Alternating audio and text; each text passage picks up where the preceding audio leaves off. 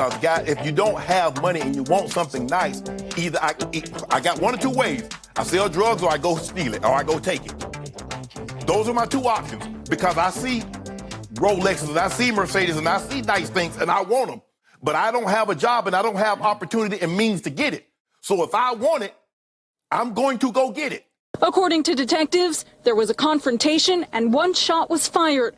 Johnson was pronounced dead at the hospital. Hey, what's wrong with her? She did not have to shoot him. There's no reason that she should have waited until after he walked out the yard to try to shoot him. She called the police already, then why would she shoot him? Relatives say they don't believe Johnson stole anything from the home, but detectives would not confirm that. You have to understand, you have to look at it from every child's point of view that was raised in the hood. How he gonna get his money to have clothes to go to school? Well, we've both felt the sting of those daily slights throughout our entire lives.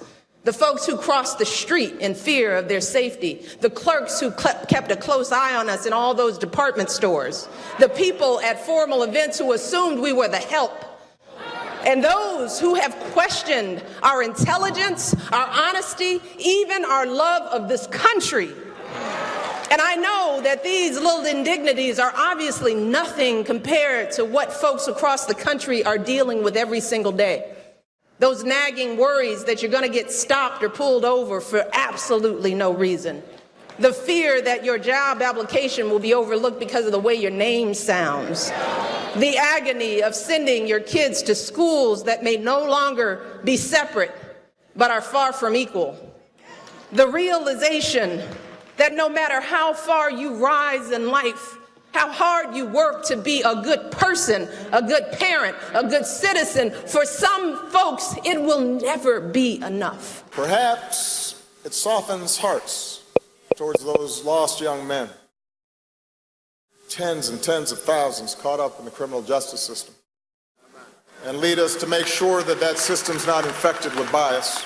Being black is exhausting. I think it's also important, I think everybody would agree, that if white communities were policed in the same way black communities were policed, you'd have a high rate of crime in white communities too. If white communities were policed in the same way black communities were policed, you'd have a high rate of crime in white communities too. We now realize the way racial bias can infect us, even when we don't realize it. So that we're guarding against not just racial slurs, but we're also guarding against the subtle impulse to call Johnny back for a job interview, but not Jamal.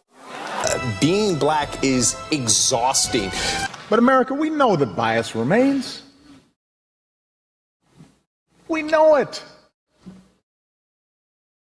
Whether you are black or white or Hispanic or Asian or Native American or of Middle Eastern descent, we have all seen this bigotry in our own lives at some point.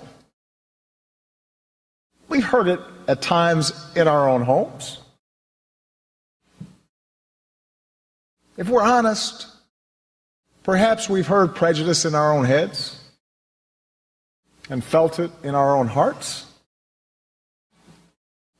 We know that. And while some suffer far more under racism's burden, some feel to a far greater extent discrimination's sting. Although most of us do our best to guard against it and teach our children better, none of us is entirely innocent. Please, sir, I want some more. What? So angry, don't get the kids angry.